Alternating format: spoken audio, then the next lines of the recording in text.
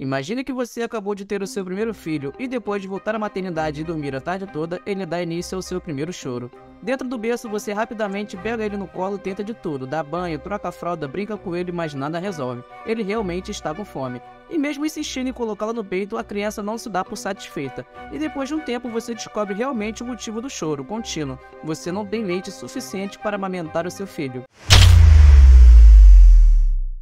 E apesar de ficar triste, você não perde tempo, então compra uma fórmula infantil capaz de substituir o leite materno, embora sejam leites artificiais. Você sabe que aquilo vai salvar a vida do seu pequeno e por isso fica muito feliz que existe uma empresa que inventou um produto incrível como esse.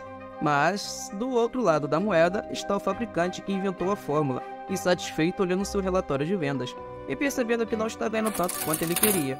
Para que ele ganhasse uma fortuna, seria necessário que todas as mães do mundo fossem incapazes de amamentar os seus filhos. Ou seja, para ele existia um grande obstáculo, e o seu principal concorrente são peitos saudáveis. Porém, o obstáculo pode ser rapidamente vencido com uma brilhante ideia, e essa foi a ideia que criou um dos maiores escândalos de segurança alimentar do século XX. A Nestlé, maior empresa na indústria de alimentos do mundo, nasceu na Suíça em 1866, com a fabricação do leite condensado Milk Maid, futuramente conhecido no Brasil como leite moça. Mas foi em 1867 que Henri Nestlé criou sua primeira fórmula de leite infantil. Ele queria acabar com a desnutrição de bebês. Porém, aquilo que foi criado por uma causa nobre tornou-se um produto capaz de gerar muito lucro. 152 anos depois, o tamanho do mercado de fórmula infantil foi avaliado em 50 bilhões de dólares. Só que foi nos anos 70 que estourou a polêmica da Nestlé envolvendo fórmula infantil e a morte de bebês em países de terceiro mundo. Tudo começou com a ideia: se você quer ganhar mais dinheiro, você precisa de mais pessoas comprando seu produto. Então que tal fazer sua fórmula ser consumida globalmente, até mesmo por bebês que têm mães que conseguem amamentá-los normalmente? Mas para isso tem um porém. Como que você vai convencer que a fórmula é igual ou melhor que o leite materno? Olha, a resposta parece ser complexa, mas é resumida em: criar uma necessidade onde não existe. Você contrata médicos para dizer que a fórmula é tão boa ou semelhante quanto ao leite materno, investe em propaganda e convence as mães a trocarem o peito pela mamadeira. Rapidamente, com isso, você influencia o poder de escolha de milhões ou até bilhões de mulheres do mundo todo, semeando a dúvida e promovendo a conveniência. Em 1974, foi publicado um relatório escancarando toda essa estratégia agressiva de marketing da Nestlé em países pobres como África do Sul e Ásia. Eram distribuídos panfletos em visitas domiciliares ou até mesmo nas maternidades para as mulheres que acabaram de se tornar mães.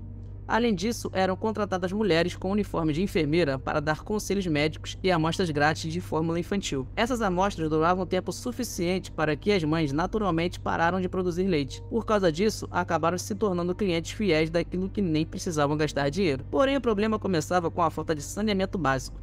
A maior parte das pessoas desses países não tinham acesso à água limpa, e para preparar a fórmula era necessário fervê-la primeiro. As devidas baixas taxas de alfabetização, as mães não sabiam disso e acabavam preparando leite com água poluída. Isso acarretou numa série de problemas e infecções que levou ao aumento de mortalidade infantil. Mesmo que as mães fossem alfabetizadas em sua língua nativa, não conseguiam entender as instruções escritas em outro idioma. E se entendesse, não resolveria muita coisa, pois não tinham instalações básicas como um fogão para esquentar a água e matar as bactérias. E por mais que a fórmula tentou imitar o leite humano, elas ainda continuavam inferiores. A fórmula infantil não contém anticorpos nem células de defesa que funcionam no ser humano, diferente do que ocorre no leite materno, que traz proteção e evita com significância o risco de morte por diarreia e pneumonia. Diante de toda essa polêmica, deu-se início a uma série de boicotes contra a Nestlé ao redor do mundo. E em 1978, os executivos da Nestlé foram convidados a depor no Senado americano. Would you agree with me that your product should not be used where there is impure water? Yes or no? We give all the instructions. Just answer. What is your position? Of course not, but we cannot cope with that. Well, as I understand what you say is where there's impure water, it should not be used. Yes. Where the people are so poor that they're not going to realistically be able to continue to purchase that, and which is going to mean that they're going to dilute it to a point, which is going to endanger the health, that it should not be used. Yes. All right, now then my final question is what do you do, or what do you feel is your corporate responsibility to find out the extent of the use of your product in those circumstances in the developing part of the world? Do you feel that you have any responsibility? We can't have that responsibility, sir. May I make a reference to... You can't have that responsibility? No. A OMS, Organização Mundial da Saúde, lançou em 1981 um código internacional com regras para impedir a prática de propagandas abusivas para alimentos infantis. Por isso que hoje em dia você percebe que os comerciais são bem mais sutis. Gentle, easily digestible. No formula is more nutritious. O mercado de fórmula infantil está crescendo 6 vezes mais rápido que a população mundial. E não é à toa. Esse negócio de alimentação de criança é altamente lucrativo. Para cada $1 em venda, eles obtêm 23 centavos de lucro. Agora imagina isso num cenário que o faturamento ultrapassa a casa de bilhões de dólares. Mas como eles conseguiram crescer tanto após a OMS e alguns governos impondo alguns limites para a publicidade desse produto?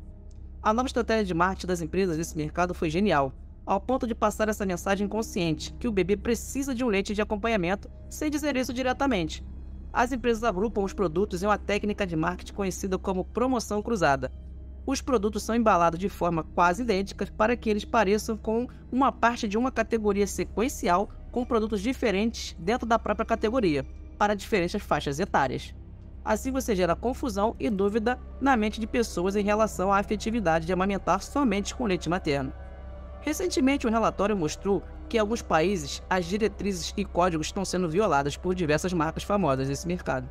Existe ainda o patrocínio de profissionais da saúde para recomendar a adoção da fórmula e também a promoção de amostras grátis, principalmente em países onde o governo não apoia ou simplesmente tem leis fracas, ensinando as mães a amamentarem parcialmente ou abandonar de vez o processo que deveria ser exclusivo do leite materno até os 6 meses do bebê. Mas se você acha que o lado obscuro da Nestlé termina aqui, você está redondamente enganado.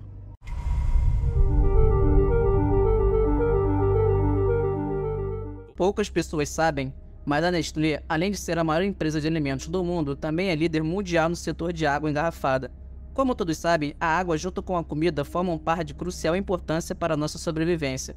O presidente da Nestlé em 2005 chegou a sugerir em uma entrevista que a água não é um direito do ser humano. Eine Anschauung, extrem würde ich sagen, wird von einigen von den NGOs vertreten, die darauf pochen, dass Wasser zu einem öffentlichen Recht erklärt wird. Das heißt, als Mensch sollten Sie einfach Recht haben, Wasser zu haben. Das ist die eine Extremlösung. Ja? Obviamente, depois de sua fala ter pego muito mal na mídia, ele desconversou e disse tudo ao contrário. Let me make it clear from the beginning. I have always supported the human right to water. Everyone should have enough clean, safe water to meet their fundamental daily needs. Ao redor do mundo, a Nestlé domina esse mercado usando uma estratégia de lobby com o governo de pequenas cidades e proprietários de terras que possuem grandes aquíferos. You don't need sophisticated technology, however, to know what Nestle sells the water for. It retails anywhere from $1 to $2.50 a bottle, but the price Nestle pays for that water might surprise you. $3.71 for every million liters. Nos Estados Unidos, a Nestlé usa terras federais e não pagam praticamente nenhuma taxa ao serviço florestal para obter água. E quando pagam, é uma taxa ridícula de $200 para bombear 130 milhões de galões de água por ano. Aparentemente, eles consideram a água um recurso infinito. Na Califórnia, a Nestlé foi acusada de extrair 25 vezes mais água do que o permitido em meio a uma crise de seca no estado. Em países de terceiro mundo como o Paquistão, a Nestlé tomou posse de um aquífero natural de uma pequena comunidade, desviando a água para suas fábricas, engarrafando e vendendo para as pessoas que já deveriam ter acesso àquela mesma água de graça. Ok, tudo bem, tirando a água e a fórmula infantil, talvez você ame a variedade de produtos que a Nestlé possui, principalmente seus chocolates. Não tem nada de errado com eles, né?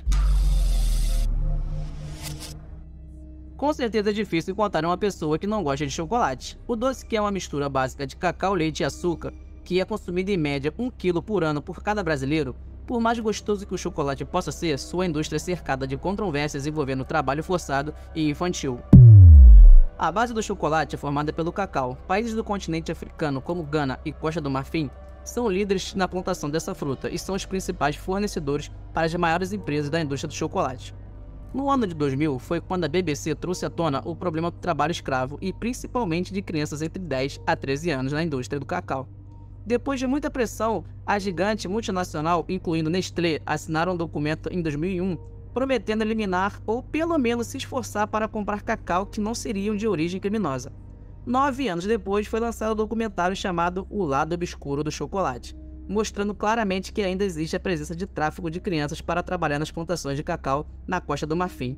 No final do documentário, as empresas não quiseram ver as imagens gravadas pela produção, mas os produtores não se deram por vencidos e colocaram um telão na frente da sede da Nestlé, obrigando os funcionários a verem tudo que eles tentam empurrar para debaixo do tapete. Nestlé will now get a chance to see how most of their cocoa is grown.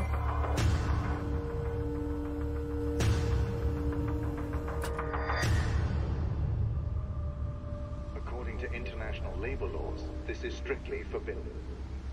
But it is also the opposite of what Sam Cacao and the other chocolate companies have promised the consumers.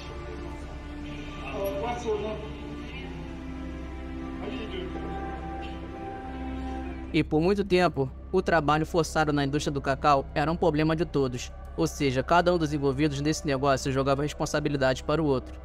Antes, a Nestlé poderia até não ser responsável por tudo isso, mas agora, depois de anos que ela teve sua cadeia de suprimentos mapeadas, com certeza tem a sua parcela de responsabilidade em acabar com isso. A própria Nestlé contratou uma empresa independente para averiguar se o problema depois de anos foi resolvido, e no relatório foi concluído que vários fornecedores da Nestlé continuam violando as leis e os códigos para acabar com o trabalho escravo infantil. Em nota, ela disse o seguinte: o uso de trabalho infantil em nossa cadeia de fornecimento de cacau vai contra tudo o que defendemos. Nenhuma empresa que compra cacau da Costa do Marfim pode garantir que isso não aconteça, mas podemos dizer que combater o trabalho infantil é uma das principais prioridades da nossa empresa. Ou seja, em outras palavras, isso pode ser resumido em: todo mundo compra cacau oriundo de trabalho infantil, mas vamos continuar comprando mesmo que não resolvemos esse problema por completo. Não dá para saber quais eram as ideias verdadeiras do fundador da Nestlé, mas aparentemente ele era uma pessoa honesta e sua vontade inicial era realmente vender esses alimentos para acabar com a desnutrição de crianças. Se isso for verdade, é bem provável que onde ele quer que ele esteja, ele não tenha muito orgulho do que sua empresa se tornou nos dias de hoje, mesmo tendo o título de maior empresa de indústria de alimentos e bebidas do mundo. Talvez sinta até vergonha de carregar o seu sobrenome e estar envolvido em tantas polêmicas.